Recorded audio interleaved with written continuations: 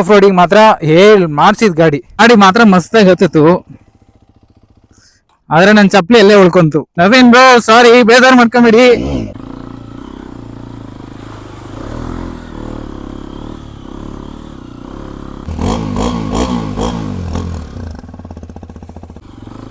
ಯಾರೋ ತೋಟದೊಳಗೆ ಬಂದಿದ್ದೀನಿ, ನೋಡಿದ್ರೆ ಚಪ್ಪಲಿನಲ್ಲಿ ಹೊಡಿತಾರೆ. ಸಾರಿ.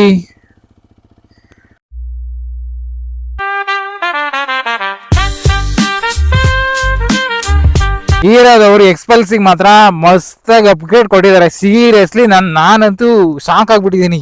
ಸೀರಿಯಸ್ಲಿ ಕ್ರಶ್ ಆಗಿದೆ ಒಂಥರ ನನಗೆ ಈ ಗಾಡಿ ಮೇಲೆ ಇವಾಗ. ಓಹ್, ಎಕ್ಸ್ಪಲ್ಸ್ ಅಲ್ಲ, ಮೈನ್ ರೋಡಲ್ಲಿ ಯಾಕೆ?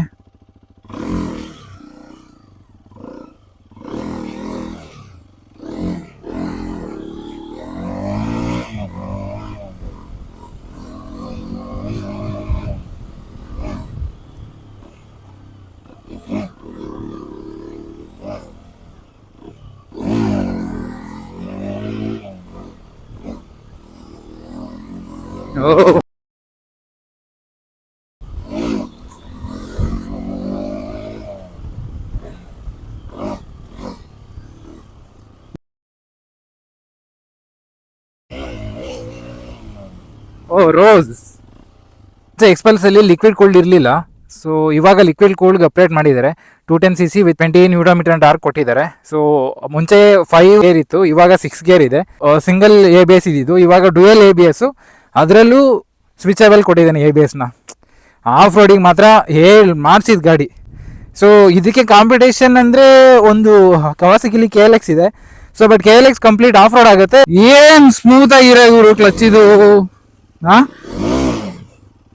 ನನ್ನ KTM clutch next level hard. ದೇವ್ರು ನಿನ್ಗೆ ಒಳ್ಳೇದು ಮಾಡ್ತದ, ನಿನ್ ಜನ್ಮಕ್ಕೆ ಹೋಗೋ. ಸಾರಿ, ಮೇ ಬಿ ಕೂರಲ್ಲ ಅನ್ಸುತ್ತೆ.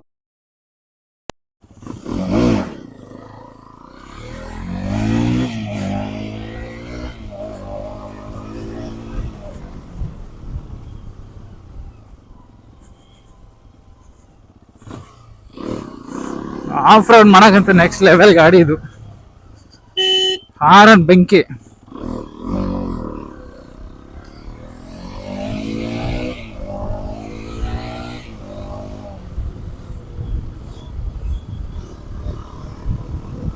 ಬ್ರೋ ನೀವ್ ಹೆಂಗ್ ಹೊಡೆದಿದ್ದೀರಾ ಅಂತ ಗೊತ್ತಿಲ್ಲ ನವೀನ್ ಬ್ರೋ.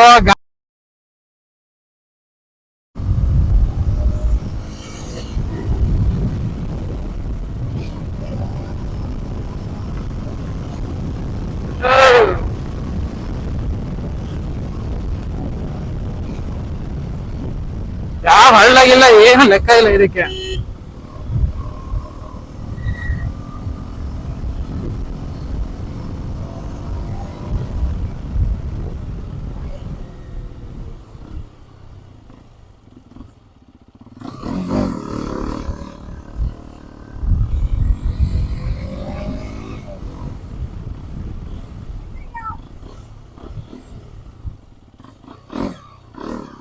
ಮೈನ್ ರೋಡಲ್ಲಿ ಹೋಗೋದೇ ಇಲ್ಲ ಈ ಗಾಡಿನಲ್ಲಿ ನಾನಂತೀಗ.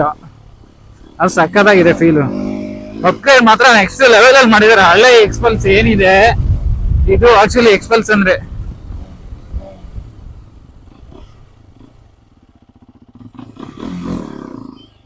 ಏಯ್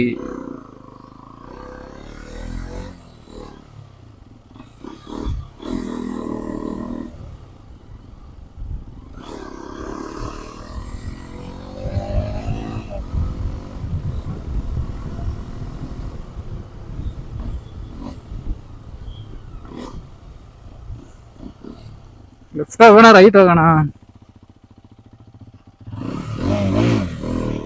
ರೈಟ್ ಹೋಗೋಣ. Our choice is always right.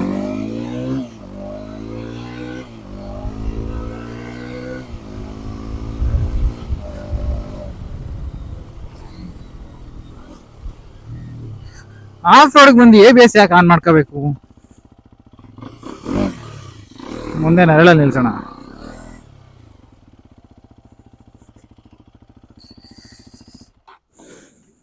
Actually ಇದರಲ್ಲಿ 3 ಮೋಡ್ಸ್ ಬರುತ್ತೆ.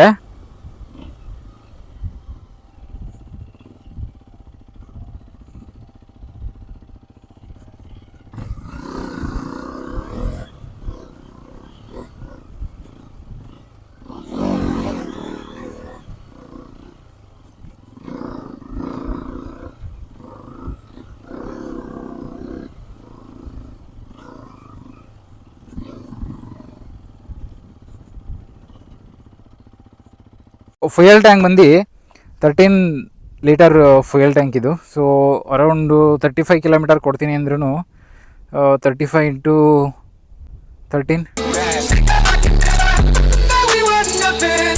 ಕೊಡುತ್ತೆ. ಸೀಟ್ ಅಂತೂ next level comfort. Off road ಗಾಡಿಗಳಿಗೆ ಹೆಂಗೆ ಕೊಡಬೇಕು ಅದನ್ನು ಕಂಪ್ಲೀಟಾಗಿ ಕೊಟ್ಟಿದ್ದಾನೆ.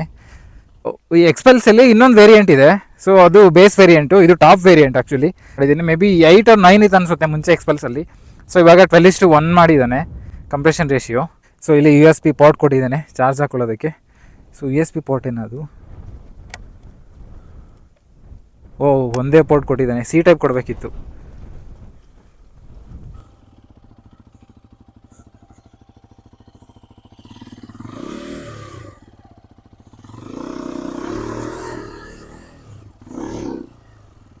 ಗಾಡಿ ಮಾತ್ರ ಮಸ್ತಾಗಿ ಹತ್ತಿತ್ತು,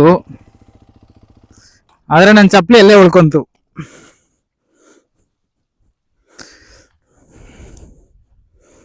ನಿನ್ಗಿದು ಬೇಕಿತ್ತ ಮಗನೇ, ವಾಪಸ್ಸು ಒಂಟೋಗು ಶಿವನೇ. ಅರಿಯಾ ನೀನೆಲ್ಲೇ ಹೋಗ್ತಿರುವಾಗ ಏನ್ ಸಮಸ್ಯೆ ಅಲ್ವಾ? ಫ್ರಂಟಲ್ಲಿ ಬಂದರೆ 176 ಡಿಸ್ಕ್ ಬ್ರೇಕ್ ಸಿಗುತ್ತೆ ವಿತ್ ABS. ನಿಸ್ಸಿನ್ ಅವ್ರದ್ದು ಕ್ಯಾಲಿಪರ್ ಇದು, ಬ್ರೇಕ್ ಕ್ಯಾಲಿಪರ್. ಇನ್ನು ಟೆಲಿಸ್ಕೋಪಿಕ್ ಸಸ್ಪೆನ್ಷನ್ ಇದು. ಸೊ ಸಸ್ಪೆನ್ಷನ್ ಮಾತ್ರ ಮಸ್ತಾಗಿದೆ. DB ಕಿಲ್ಲರ್ ತೆಗಿಬೋದಾ ಅಂತ? DB ಕಿಲ್ಲರ್ ತೆಗಿರಂತೂ ನೆಕ್ಸ್ಟ್ ಲೆವೆಲ್ ಇದೆ.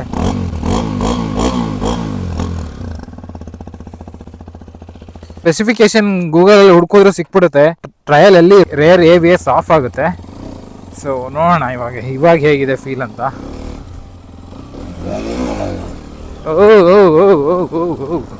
ಸೀರಿಯಸ್ಸಿಗೆ ಕುದುರೆ ಥರ ಆಗಿದೆ. ಹತ್ಸೋಣ ಇದನ್ನು, ಹತ್ಸ್ಲೇಬೇಕು ಇದನ್ನು.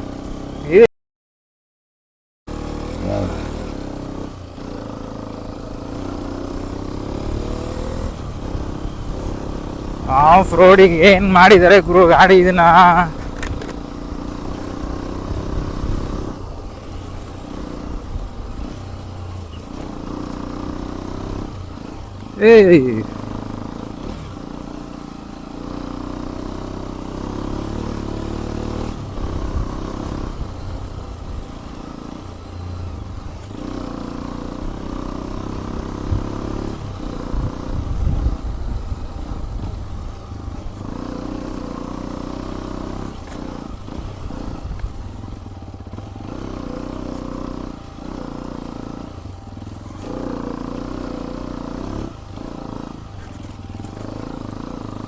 ಫಕ್, ಇಷ್ಟು ಬೇಗ ರೋಡ್ ಸಿಕ್ಬಿಡ್ತಾ?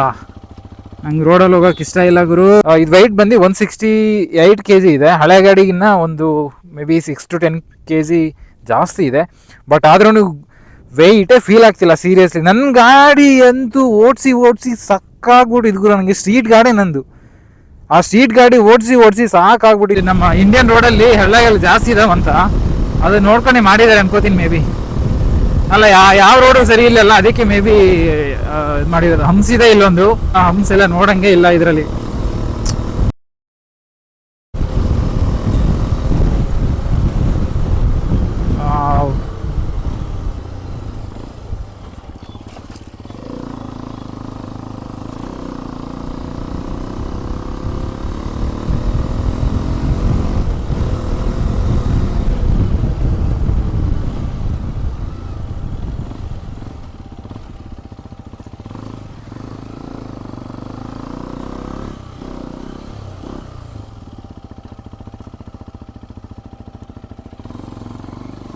ಅಣ್ಣ 95 ಇದೆಯಾ?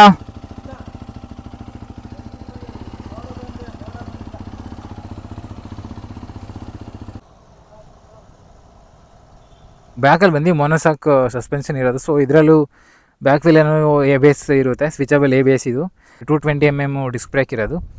ವೀಲ್ 18 ಇದೆ, ಫ್ರಂಟಲ್ಲಿ 21, ಬ್ಯಾಕಲ್ಲಿ 18 ಕೊಟ್ಟಿದ್ದಾರೆ. ಆ್ಯಕ್ಚುಲಿ ಇದನ್ನು ಮಲ್ಟಿ ಲಿಂಕ್ ಸಸ್ಪೆನ್ಷನ್ ಅಂತ ಕರೀತಾರೆ. ಅದು ಬ್ಯಾಕ್ ಲಿಂಕ್ ಸಸ್ಪೆನ್ಷನ್ ಅಂತಲೂ ಹೇಳ್ತಾರೆ ಇದನ್ನು. ಸೊ ಆ್ಯಕ್ಚುಲಿ ಇದನ್ನು ಹಾಕಿರೋದ್ರಿಂದನೇ ಗ್ರೌಂಡ್ ಕ್ಲಿಯರೆನ್ಸ್ ಸಕ್ಕತ್ತಾಗಿದೆ. ಅಡ್ಜಸ್ಟಬಲ್ ಸಸ್ಪೆನ್ಷನ್ನ ಕೊಟ್ಟಿಲ್ಲ. ಏನಾದರೂ ರಾಲಿ ಪ್ರೋ ಬಿಟ್ಟರೆ ಪಕ್ಕ ಅದರಲ್ಲಿ ಅಡ್ಜಸ್ಟಬಲ್ ಸಸ್ಪೆನ್ಷನ್ ಕೊಡ್ತಾನೆ. ಸೊ ಇದೊಂದು ಮಡ್ ಗಾಡಿ ಇದೆ. ಕಂಪ್ಲೀಟ್ ನೀವು ಆಫ್ ರೋಡ್ ಹೋಗ್ತೀನಿ ಅಂದರೆ ಈ ಮಡ್ ಗಾಡಿ ತೆಗಿಬೇಕಾಗುತ್ತೆ. ಇದು ಆಫ್ ರೋಡಲ್ಲಿ ಯೂಸ್ ಆಗಲ್ಲ ಆ್ಯಕ್ಚುಲಿ. ಸೊ ಇದು ತೆಗಿಬೇಕಾಗುತ್ತೆ. ಸೊ ರಿಪೇರ್ ಕೊಟ್ಟಿದ್ದಾರೆ. ಗಾಡಿ ಎಲ್ಲಾದರೂ ಊದ್ಕೊಂಡ್ರೆ ಇದು ಇಟ್ಕೊಂಡು ಎಳೆದಕ್ಕೆ ಕೊಟ್ಟಿದ್ದಾರೆ. ಸಕ್ಕತ್ತಾಗಿದೆ ಇದಂತೂ. ಈ ಮಿಡಲ್ ಬಟನ್ ಲಾಂಗ್ ಪ್ರೆಸ್ ಮಾಡಿದ್ರೆ ಸೊ ಇದು ಸೆಟ್ಟಿಂಗ್ ಓಪನ್ ಆಗುತ್ತೆ. ಸೊ ಫಸ್ಟು ಸೆಟ್ಟಿಂಗಲ್ಲಿ ಬೈಕ್ದು trip 1 trip 2 ABS mode on off ಅದಿರುತ್ತೆ.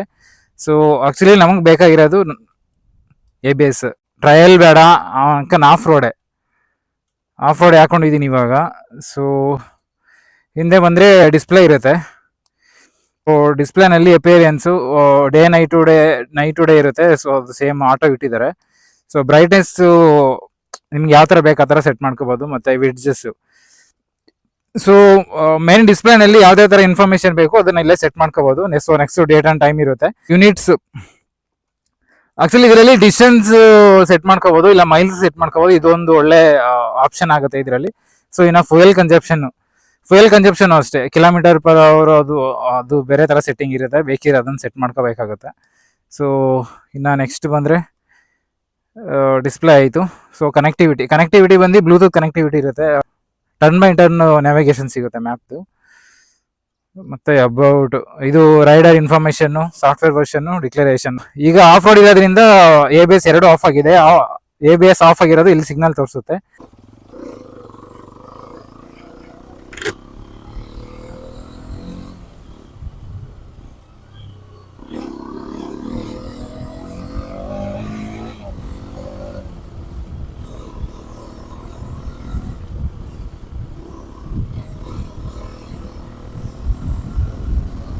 ಈ ರೋಡಲ್ಲಿ 70 ಕಿಲೋಮೀಟರ್ ಪರ್ ಅವರ್ ನಕ್ಕನ್ ಬೆಂಕಿ.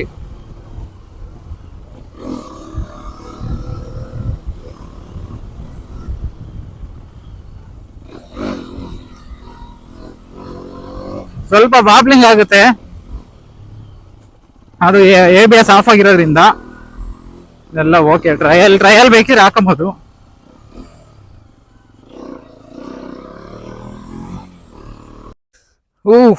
ಗಾಡಿ ಮಾತ್ರ ಸಕ್ಕತ್ತಾಗಿದೆ. ಲೊಕೇಶನ್ ಹಂಗೆ ಇದೆ. ಫಸ್ಟ್ ರೆಕಾರ್ಡ್ ಆಗ್ತಿದೆ ಇಲ್ವಾ ಅನ್ನೋದು ನೋಡ್ತೀನಿ. ರೇಡಿಯೇಟರ್ ಇರೋದ್ರಿಂದ ಗಾಡಿ ಹೀಟ್ ಆಗ್ತಿದೆ.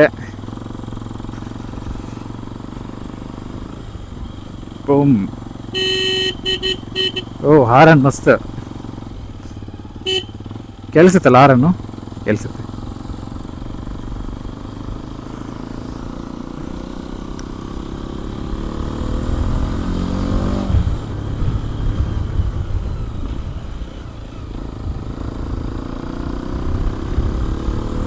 ಪಿಕಪ್ ಸಕ್ಕತ್ತಾಗಿದೆ ಗಾಡಿದು.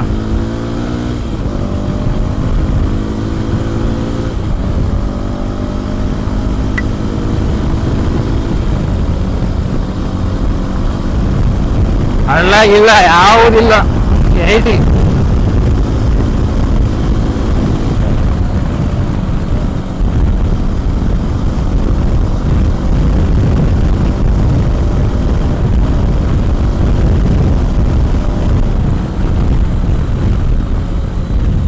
ಬ್ರೇಕ್ ಮಾತ್ರ ಸಕ್ಕತ್ತಾಗಿದೆ ಗುರು.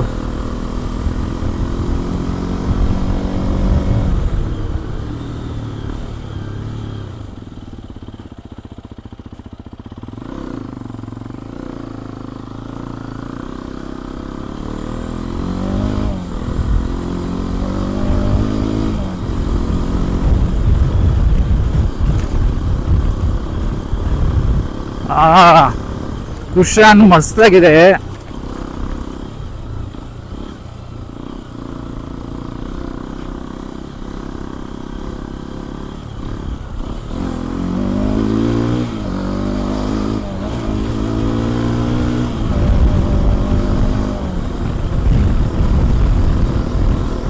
ಹಾರ್ಡ್ ಕೋರ್ ಆಫ್ ರೋಡಿಂಗ್ ಮಾಡೋದಕ್ಕೆ ಮಸ್ತಾಗಿದೆ ಗಾಡಿ. ಇನ್ನು ಈ ಔಟ್ಫಿಟ್ಟಿಂಗ್ ಎಲ್ಲ ತೆಗ್ದು ಡರ್ಟ್ ಬೈಕ್ ಮಾಡಿಸ್ಬಿಟ್ರೆ ಇನ್ನೂ ವೆಯ್ಟ್ ಲಾಸ್ ಆಗುತ್ತೆ.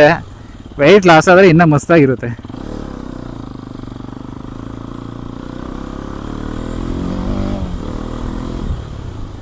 ಈಗಂತೂ ಈ ಗಾಡಿನ ನಾರ್ಮಲ್ ರೋಡಲ್ಲಿ ಓಡ್ಸೋಕ್ಕೆ ಇಷ್ಟ ಆಗ್ತಿಲ್ಲ ಗುರು. ಏನು ಕ್ರೇಜಿ ಇದೆ. ನನ್ನ ಡ್ಯೂ ಕಾಲ್ ಮಾಡ್ಬೇಕಂತ ಅನ್ಕೊಂಡಿದ್ದನ್ನೆಲ್ಲ ಇದ್ರಲ್ಲಿ ಮಾಡ್ತಾ ಇದ್ದೀನಿ ನಾನು. ಆಕ್ಚುಲಿ ನಿಮ್ಗೊಂದು ಕತೆ ಹೇಳ್ತೀನಿ. ಕತೆ ಆಲ್ಮೋಸ್ಟ್ ಎಲ್ಲರಿಗೂ ಗೊತ್ತಿರ್ಬೋದು ಅನ್ಕೋತೀನಿ. ಒಂದು ಹಾವನ್ನ ಹದ್ದು ಎತ್ಕೊಂಡು ಹೋಗ್ತಿತ್ತಂತೆ. ಆ ಬಾಯಲ್ಲಿ ವಿಷ ಇತ್ತಂತೆ. ಸೊ ಎತ್ಕೊಂಡು ಹೋಗೋವಾಗ ಕೆಳಗೆ ರಾಜ ದಣಿದ್ ಬಂದವ್ರಿಗೆ, ಸುಸ್ತಾಗಿ ಬಂದವ್ರಿಗೆ ಅಡುಗೆ ಮಾಡಿಸೋದಂದ್ರೆ ತುಂಬ ಇಷ್ಟ ಅವನಿಗೆ. ಸೊ ಅವನು ಹಿಂಗೆ ಅಡುಗೆ ಮಾಡಿಸ್ತಾ ಇದ್ದಂತೆ. ಅದು ಒಂದು ಪಾತ್ರೆಗೆ ಮಿಸ್ ಆಗಿ ವಿಷ ಬಿದ್ದುಬಿಟ್ಟಿದೆ. ಸೊ ಆಮೇಲೆ ಅದು ಊಟ ಮಾಡಿ ತುಂಬ ಜನ ಸತ್ತಿದ್ದಾರೆ.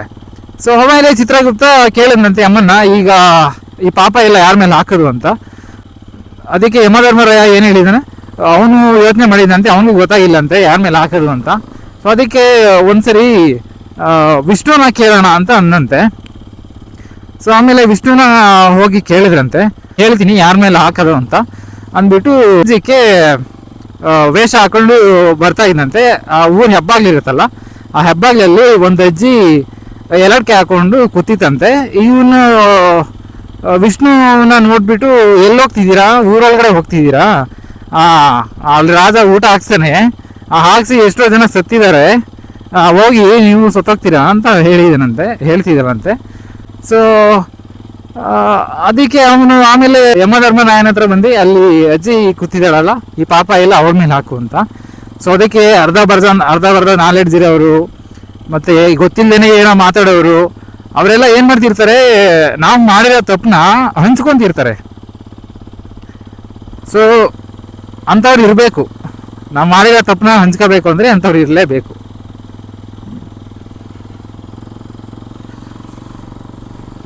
ಸಾರಿ ನವೀನ್ ಬ್ರೋ.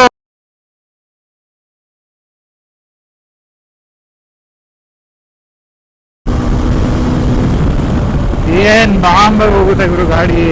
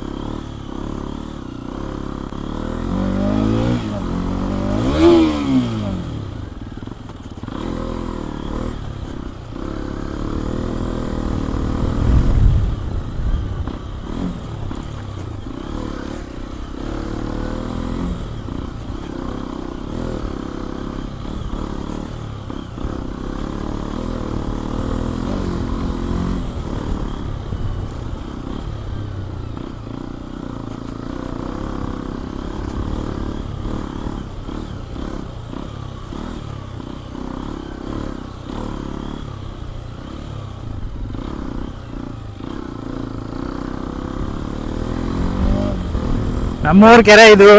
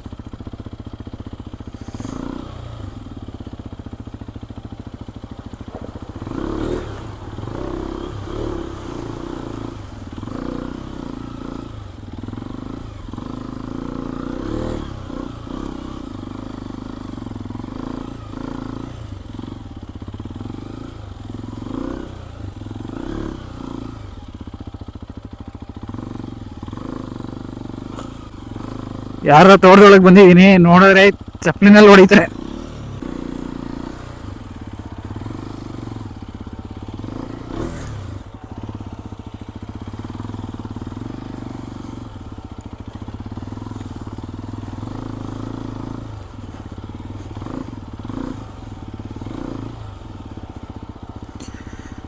ನವೀನ್ ಬ್ರೋ, ನಿಮ್ ಗಾಡಿ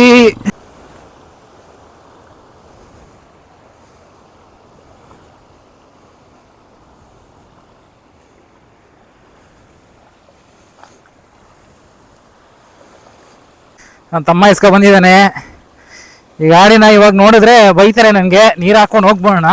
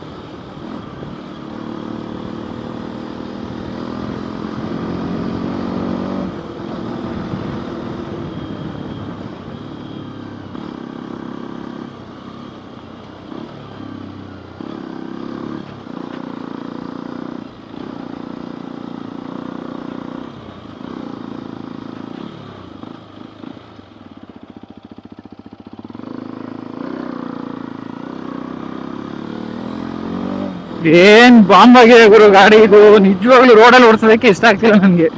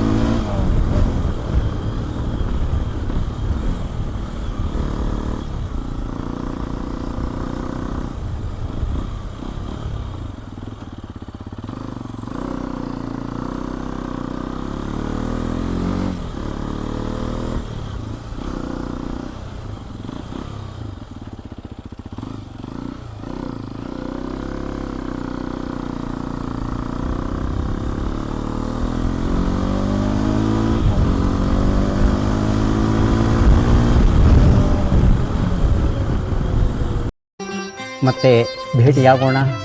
ನಮಸ್ಕಾರ.